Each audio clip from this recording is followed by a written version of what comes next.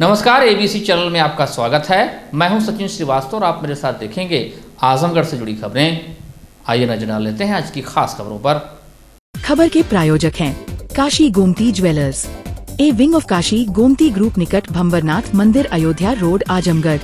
सोने, चांदी और डायमंड की ज्वेलरी का विशाल संग्रह और लाइफस्टाइल फर्नीचर, बेलनाडीह, आजमगढ़।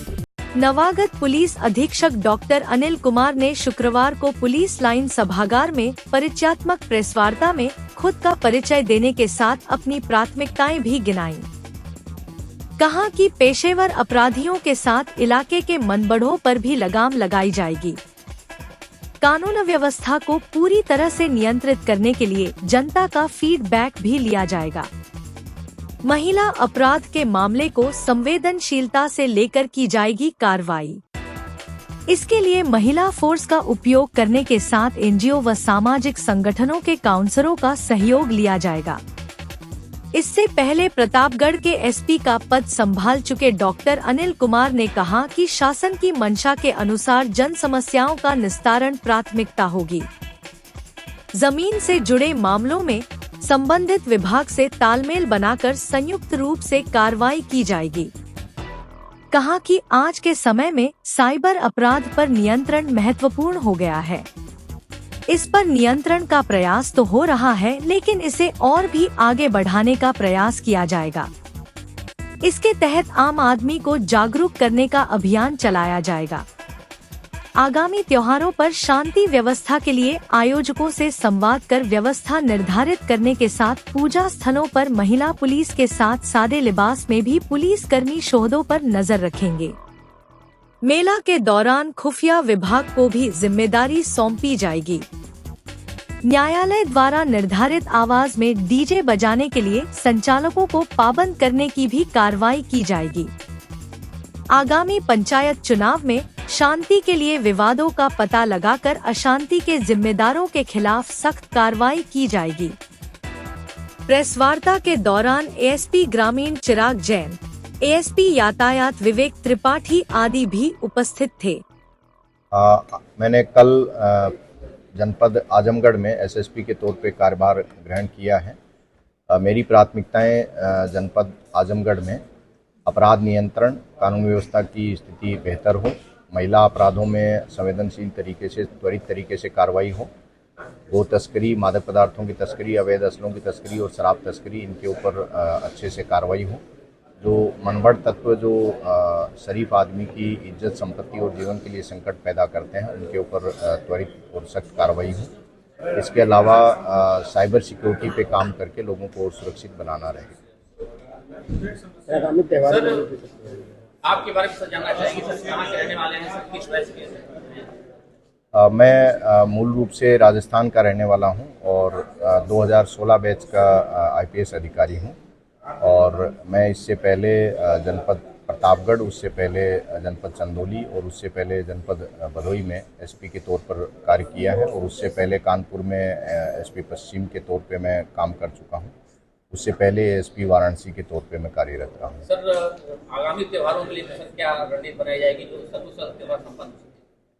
आगामी त्योहारों को सकुशल संपन्न कराने के लिए पुलिस जो पर्सनल हैं उनको ब्रीफ करके और उनका प्रॉपर डिप्लॉयमेंट सुनिश्चित किया जाएगा। इसके अलावा जो हमारी इंटेलिजेंस यूनिट्स हैं, सादे में जो पुलिसकर्मी हैं, उनके द्वारा सूचनाओं को संकलित करके आयोजकों के साथ मीटिंग करके, बातचीत करके, संवाद करके और उनको जो सेफ्टी संबंधी जो नॉर्म्स हैं उनसे अवगत करा के, उनका अनुपालन करा के ये सुनिश्चित किया जाएगा कि ये त्यौहार शांतिपूर्ण तरीके से, सौहार्दपूर्ण तरीके से, परंपरागत तरीके से संपन्न हो और पूरा सेफ और सिक्योर तरीके से संपन्न हो, ये सुनिश्चित कराया जाएगा। सर जैसे कोई घटना घटती है तो पहले कोई पुलिस जाता है थाने पे अक्सर शिकायतें मिलती हैं कि वहाँ सुनवाई नहीं हुई, तो वो आपके पास आता है, तो थानों पर किस तरह से सुनवाई हो और किस तरह से आप अपने मामला को देख देते हैं?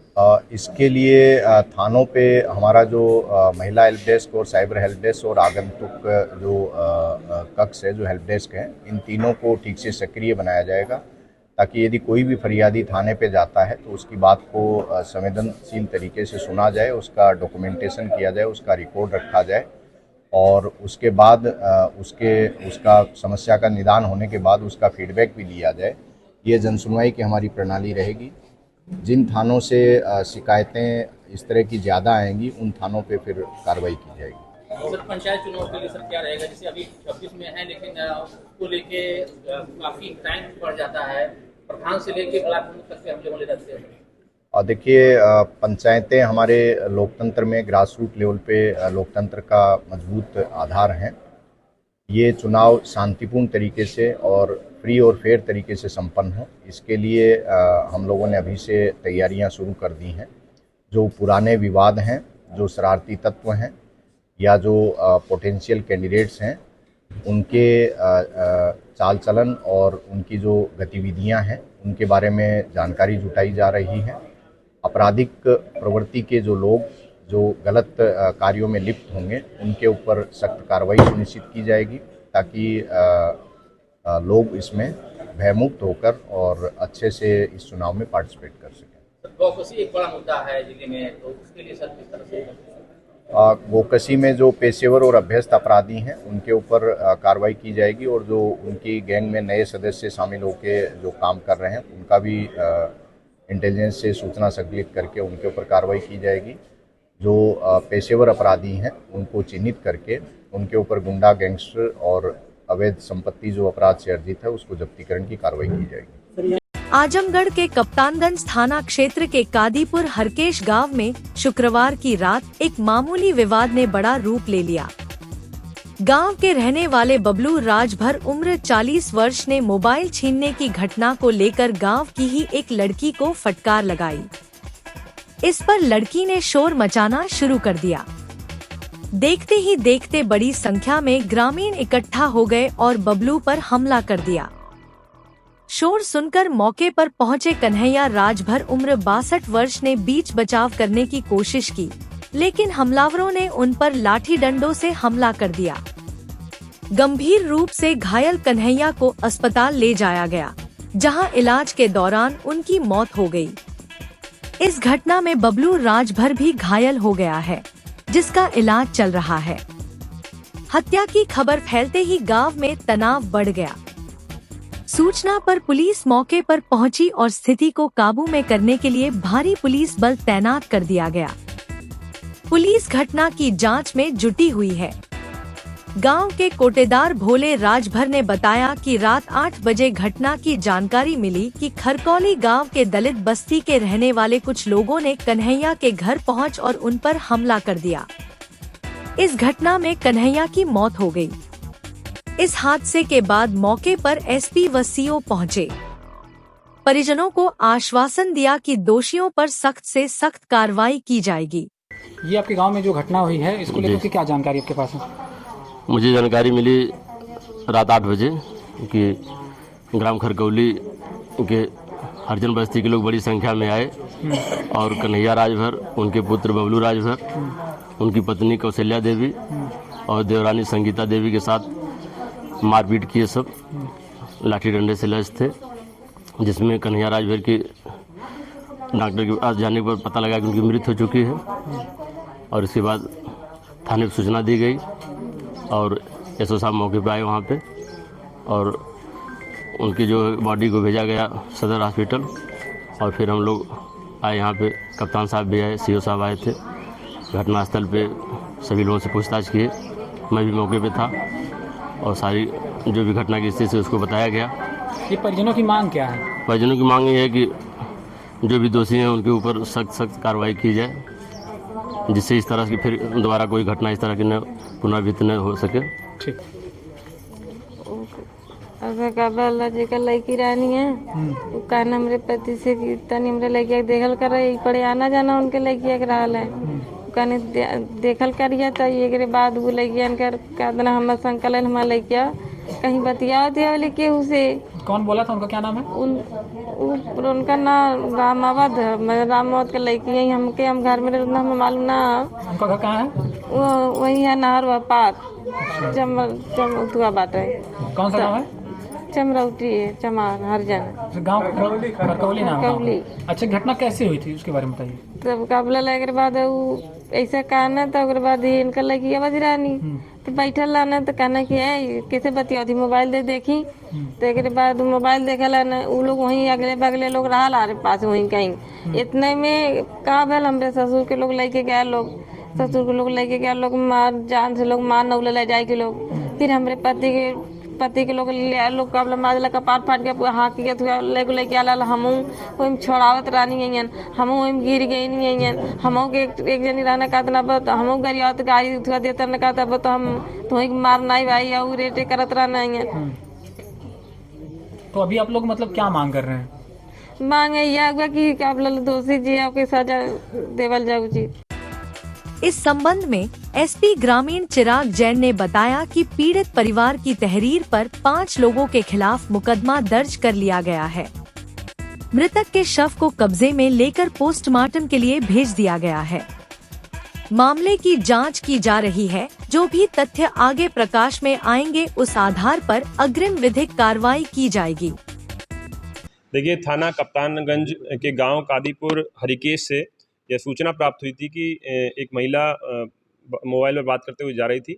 वहीं पर पुलिया के पास एक व्यक्ति बैठा हुआ था, बब्बू राजभर, जिनके द्वारा महिला के साथ कासूनी की गई।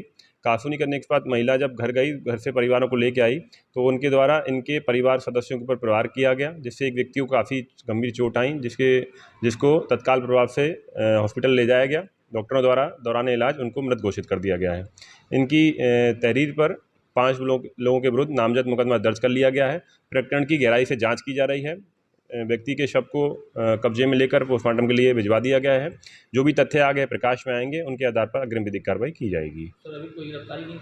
इसमें कुछ लोगों को हिरासत में लिया गया है, पूछताछ की जा रही है। आगे जो भी तथ्य आएंगे उनके आधार पर अग्रिम कार्रवाई की जाएगी।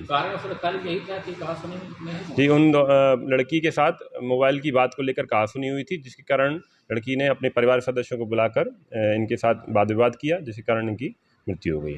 मार्टिनगंज ब्लॉक प्रमुख के सिर पर कट्टे की बट से हमला कर घायल कर दिया गया। पीड़ित ब्लॉक प्रमुख 38 वर्षीय यशवंत शर्मा पुत्र स्वर्गीय कतवारू शुक्रवार रात 9 बजे अपने प्रतिनिधि को उनके घर पर छोड़कर बाइक से घर लौट रहे थे। वह अकेले थे। सुरहन कन्या पाठशाला के सामने अज्ञात लोगों ने उनको घेर लिया। असलहे से सिर पर वार कर मारपीट कर घायल कर दिया। उसके बाद मौके से फरार हो गए। प्रमुख के प्रतिनिधि सौरभ सिंह बीनू ने बताया कि अज्ञात बाइक सवार 4 लोग हेलमेट लगाकर वहां पर पहुंचे थे। कट्टे के बट से सिर पर मारकर घायल कर दिया है। घायल अवस्था में प्राथमिक स्वास्थ्य केंद्र मार्टिनगंज ले जाया गया। यहां से इलाज के लिए जिला अस्पताल रेफर कर दिया गया। वहीं घटना की जानकारी होने पर शनिवार को ब्लॉक क्षेत्र के सैकड़ों लोग मौके पर पहुंच गए।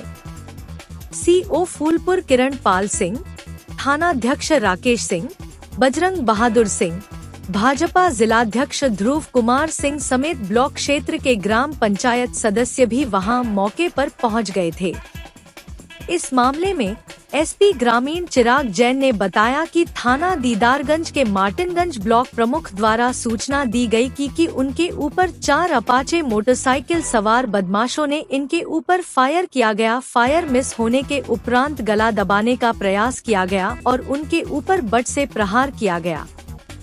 इस सूचना पर तत्काल प्रभाव से थाना दीदारगंज की पुलिस मौके पर पहुंची। ब्लॉक प्रमुख को सीएचसी मार्टिनगंज लाया गया। इसके बाद उन्हें इलाज के लिए सदर अस्पताल में भर्ती कराया है।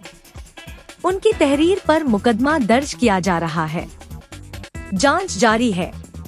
कल रात में हमारे साथ छोटे भाई हैं यशवंत शर्मा, जो यहाँ ब्लॉक प्रमुख हैं, साथ ही हम लोग आजमगढ़ गए। आजमगढ़ से आने के बाद घर पे मैं अपने घर में गया। वो अपने घर के लिए बाइक लेके जैसे ही निकले, घर से 50 मीटर की दूरी पर पहले से घात लगाकर कुछ बदमाश किस्म के लोग जो हेलमेट पहने थे, और उन लोगों ने प्राण घातक हमला किया। उनके पास अवैध हथियार भी थे, लेकिन संयोग अच्छा था कि वो उनका हथियार चला नहीं और मिस कर गया, और मौके पे भी हाथापाई मुक्का हुआ। फिर ये जो है शोर मचाने लगे और शोर मचाते देख आबादी से लोग दौड़ना शुरू किए, तो वो सब अपना जान बचा के भाग गए। कितने बजे की घटना है? लगभग 9 से 10 बजे। तो कहीं आप गए थे? हमलावर कितने रहे होंगे कुछ जानकारी? 4 थे, 2 बाइक से 4 लोग थे, हेलमेट पहने। काफ़ी गंभीर चोटें आई थी कि? गंभीर चोट आई हुई, फिर स्वास्थ्य केंद्र पे लाया गया, फिर यहाँ से रेफर होकर आजमगढ़ सदर में। तो ब्लॉक प्रमुख द्वारा तो काफ़ी विकास किया गया, आप उनके प्रतिनिधि भी हैं काफ़ी, और ऐसा प्रकरण कोई शंका या कोई कुछ जो है उसको पुलिस विभाग को बता दिया गया, पुलिस अपनी जांच कर। पुलिस ने क्या आश्वासन दिया? कि कोई निर्दोष फंसे, इसलिए हमने किसी को नामजद नहीं किया है, हमने अज्ञात दे दिया है और जो सही बातें थी पुलिस को बता दिया है। पुलिस अपनी कार्रवाई करेगी, छानबीन करके जो दोषी हैं उनको पकड़ा जाए और निर्दोष कोई न फंसे। तो आप तो काफ़ी चर्चित है, चर्चा के साथ साथ ऐसा हमला होना और ये कहीं न कहीं कोई बात नहीं, कुछ कुंठित मानसिकता के लोग हैं, हम लोग का तो किसी से ऐसा कुछ है नहीं। कुंठित मानसिकता के लोग हैं, नहीं कुछ कर पा रहे हैं तो इसी को उतारो। एक चीज़ और बताएं, कहीं इनका कोई विवाद या कुछ ऐसा? किसी का नहीं, न तो सिंकू का कभी किसी से है, न तो हम लोग का कभी किसी से। थाना दीदारगंज के अंतर्गत ब्लॉक प्रमुख मार्टिनगंज यशवंत शर्मा द्वारा एक सूचना दी गई रात्रि में कि उनके ऊपर 4 अज्ञात व्यक्तियों द्वारा फायर किया गया, जो कि मिस हो गया। उसके बाद पश्चात 4 अज्ञात व्यक्तियों द्वारा अपाचे पर उनके गला दबाने का प्रयास किया गया और उनको बट से प्रहार किया गया। इस सूचना पर थाना दीदारगंज की पुलिस मौके पर पहुंची। मौके पर गोली चलाने के संबंध में कोई पुष्टि नहीं हो पाई। जो ब्लॉक प्रमुख थे उनको उनके परिजनों द्वारा CSC मार्टिनगंज में भर्ती कराया गया था, जहां पर कोई जाहिरा चोट नहीं थी, पर फिर भी गंभीरता से लेते हुए प्रकरण को उनको जिला अस्पताल में रेफर कर दिया गया। जिला अस्पताल में वर्तमान इलाज चल रहा है। कोई ऐसी गंभीर बात प्रकाश में नहीं आई। उनकी तहरीर के आधार पर नामजद मुकदमा एवं कुछ अज्ञात व्यक्ति 4 और जो उनके राजनीतिक रंजिश के कारण जो 3 व्यक्तियों के नाम उन्होंने दिए हैं तहरीर में, उनके आधार पर मुकदमा दर्ज कर लिया गया है।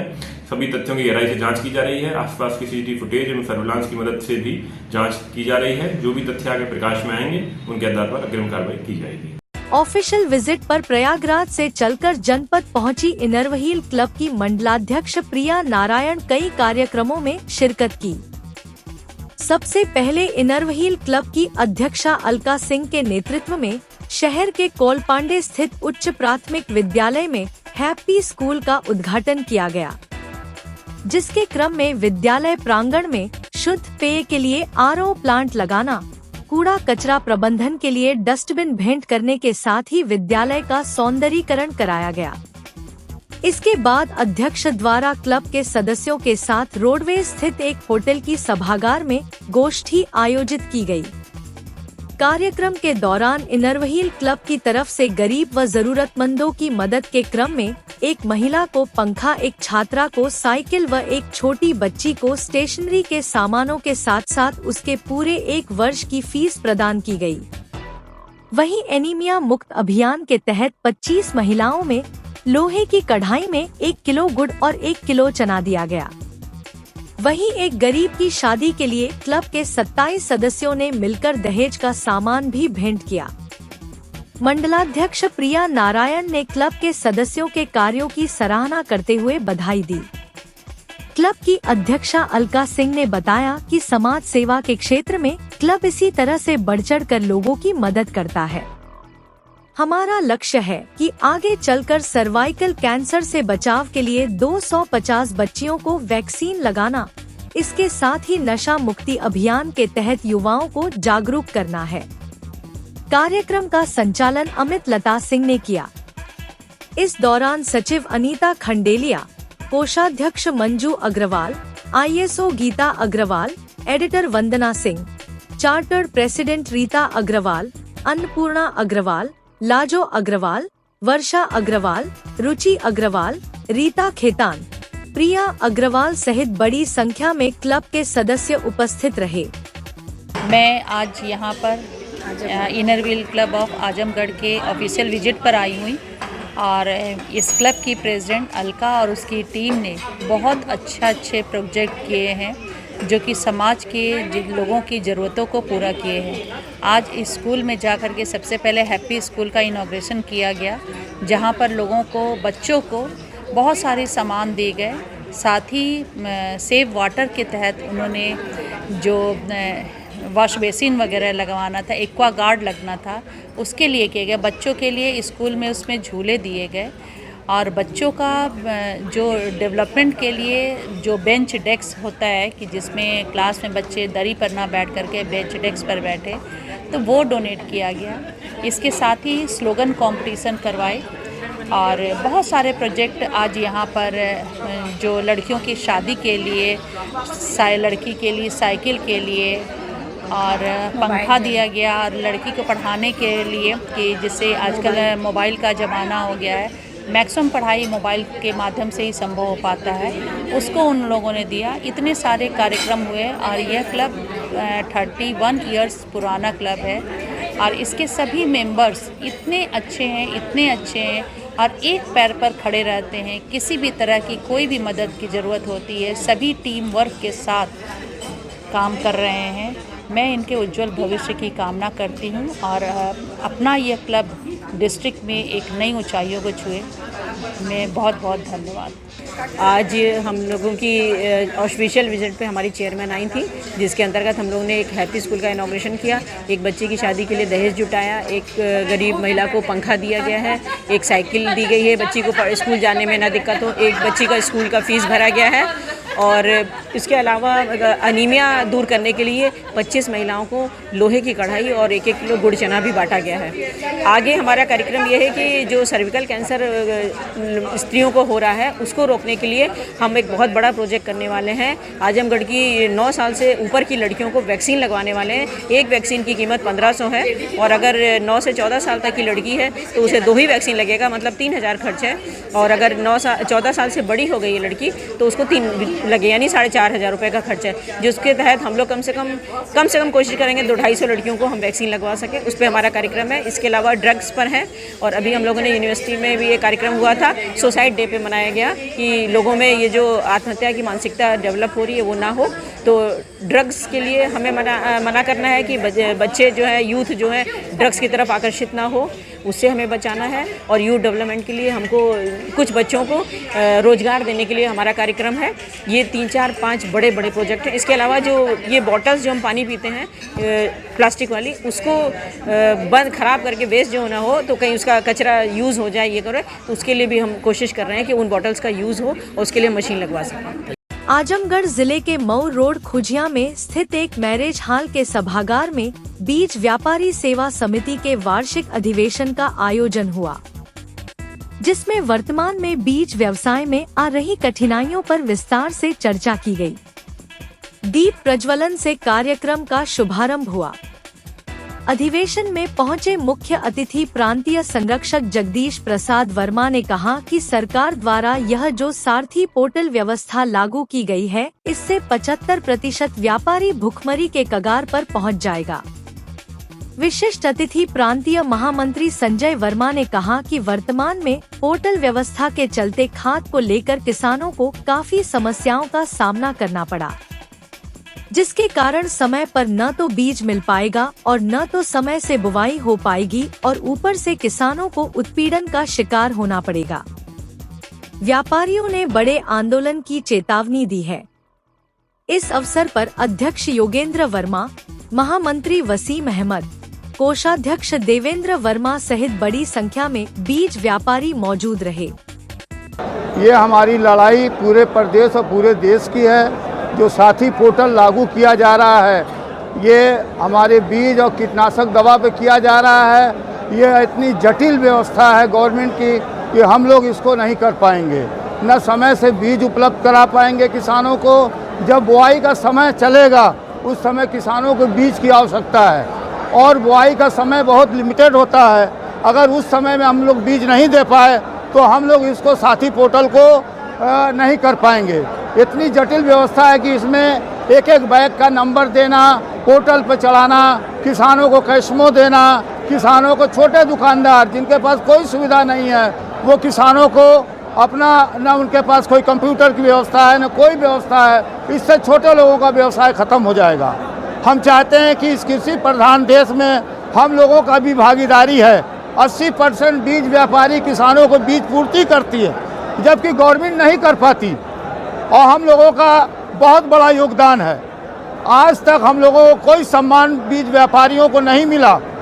हम सरकार नहीं मानते तो क्या करेंगे? सरकार नहीं मानती, इसका आंदोलन करेंगे, हम लोग धरना प्रदर्शन करेंगे, हम लोग ज्ञापन देंगे हर जिले में, और हम ये कहेंगे कि अगर ये व्यवस्था नहीं खत्म होगी तो हम लोग अपना सारा लाइसेंस सरेंडर कर देंगे गवर्नमेंट की। ये व्यवस्था ऐसी जटिल व्यवस्था है कि कोई भी दुकानदार इसको सीजन में, जब बुआई का समय चलता है रबी का, खरीफ का, तो जो 10 दिन की बुआई होती है इसमें इस व्यवस्था को हम लोग नहीं कर पाएंगे। जो ये पोर्टल बनाया गया है जिस पर लागू होगा वो इतना जटिल है कि वो इस पर लागू होने के मतलब है कि कम से कम नहीं तो 75% व्यापारी इसको बंद कर देंगे। तो ये एक तरह से एक भूखमरी के कगार पर पहुंच जाएंगे। इसलिए उसकी जटिलताएं ऐसी हैं कि वो उससे अपना जो काम वो कर नहीं पा रहा है। मैं ये चाहता हूँ कि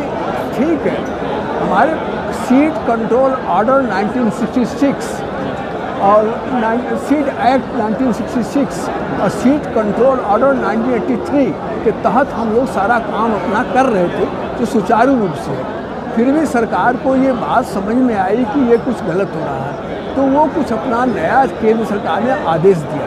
मैं उस आदेश को हमारे सारे व्यापारी पालन करने के हैं, लेकिन उसका जहाँ एग्जीक्यूशन, जहाँ क्रियान्वयन है, वो उसकी जटिलता को बिना समझे ही ये लागू कर दिया जा रहा है। ये सबसे बड़ी कठिनाई है। सरकार से क्या चाहते हैं आप सभी? हम चाहते हैं कि उसके आदेश जो हैं उसमें संशोधन किया जाए और हमारी बातों को उसमें जो नीचे के स्तर के हैं वहाँ से इसको सुन करके आगे चल के तब इसको लागू किया जाए। है उसका उद्देश्य? सम्मेलन का उद्देश्य ये है कि सरकार एक सारथी पोर्टल ला रही है बीज व्यवसायियों के लिए और कीटनाशक के लिए IPMS पोर्टल ला रही है। जैसा कभी आप लोगों ने देखा कि खाद में इन्हीं सब पोर्टल की वजह से कितनी दिक्कतें आई। कहीं पोर्टल बन रहा, कहीं समय पे खाद नहीं मिला, किसानों की मारा मारी हुई, समय से लोगों को नहीं मिला, कितना खेत, वही दिक्कतें इसमें भी आनी है। और जो बीज का पोर्टल आ रहा है, सरकार उसमें कह रही है कि हर बोरी को स्कैन करेंगे। एक 40 किलो की एक ट्रक में मान लीजिए 1000 बोरी आती है, तो दिन भर में एक आदमी सिर्फ 1000 बोरी को स्कैन करके उतारेगा और वो 200 बोरी 300 बोरी करके दुकानदारों को देगा। फिर आखिरी में जब किसान के पास जाएगा उसके साथ भी ये दिक्कत है। तो ये कतई नहीं संभव है कि ये समय पे बुआई हो सके, समय पे स्टॉक मिल सके, जिससे किसानों का उत्पीड़न होगा, हरेसमेंट होगा। इसी तरीके IPMS पोर्टल में भी है, शुरू से आखिरी तक उसकी मॉनिटरिंग करना है, सब कुछ करना है, उसी का हम लोग विरोध कर रहे हैं। क्या चाहते हैं आप? सरकार से चाहते हैं कि जैसे चलता था वैसे चलता रहे। नहीं, सरकार को बहुत कुछ है अगर तो अलग से पोर्टल लॉन्च करने के पहले, जैसे GST का है, मान लीजिए GST पे अलग से कुछ पोर्टल नहीं लॉन्च होता। हम GST का बिल बनाते हैं, GST अधिकारी पूरी इंडिया में बैठे बैठे कहीं देख लेता है, वो इजी है, सरल है। लेकिन एक एक बोरी का स्कैनिंग करके बांटना, रखना 40-40 किलो की बोरी, वो संभव नहीं है किसी कीमत पर। प्रभारी जिलाधिकारी मुख्य विकास अधिकारी परीक्षित खटाना एवं नवागत पुलिस अधीक्षक डॉक्टर अनिल कुमार की अध्यक्षता में शनिवार को तहसील निजामाबाद के सभागार में संपूर्ण समाधान दिवस का आयोजन किया गया। इस अवसर पर प्रभारी जिलाधिकारी ने संबंधित अधिकारियों को जन समस्याओं के त्वरित एवं गुणवत्तायुक्त निस्तारण करने के निर्देश दिए। उन्होंने कहा कि इसमें किसी भी स्तर पर लापरवाही क्षम्य नहीं होगी। जन समस्याओं का गुणवत्तायुक्त एवं समयबद्ध निस्तारण शासन की प्राथमिकता है। इस अवसर पर कुल 65 मामले आए, जिसमें से 3 मामलों का मौके पर निस्तारण किया गया तथा शेष 62 मामलों का निस्तारण निर्धारित समय सीमा के अंतर्गत करने के लिए संबंधित अधिकारियों को निर्देशित किया गया। प्रभारी जिलाधिकारी ने समस्त संबंधित अधिकारियों को निर्देशित करते हुए कहा कि जिन जिन विभागों से संबंधित आवेदन पत्र प्राप्त हुए हैं, उसे जल्द से जल्द 100% गुणवत्तायुक्त निस्तारित करना सुनिश्चित करें। उन्होंने कहा कि यदि समस्याओं का निस्तारण प्रारंभिक स्तर पर ही कर दिया जाए तो जनता को मुख्यालय तक नहीं जाना पड़ेगा। इसलिए अधिकारीगण प्राथमिकता के आधार पर प्रारंभिक स्तर पर ही जन समस्याओं का वास्तविक निस्तारण कर दें। इस अवसर पर ज्वाइंट मजिस्ट्रेट उप जिलाधिकारी निजामाबाद सुनील कुमार धनवंता, तहसीलदार निजामाबाद सहित अन्य जिला स्तरीय अधिकारी उपस्थित रहे। Kashi Gomti jewellers, A wing of Kashi Gomti group निकट भंबरनाथ मंदिर, अयोध्या रोड, आजमगढ़।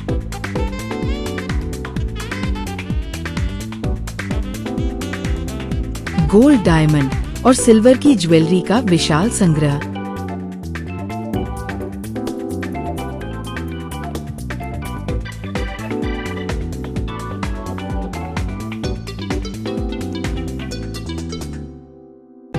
शादी के गहनों का संपूर्ण पैकेज मात्र 1,51,000 रुपए में। शुद्धता की 100% गारंटी। खूबसूरत लम्हों को बनाएं और यादगार। पहुँचे काशी गोमती ज्वेलर्स निकट भंबरनाथ मंदिर, Ayodhya road, Azamgarh. Lifestyle furniture, Belnadi, Azamgarh.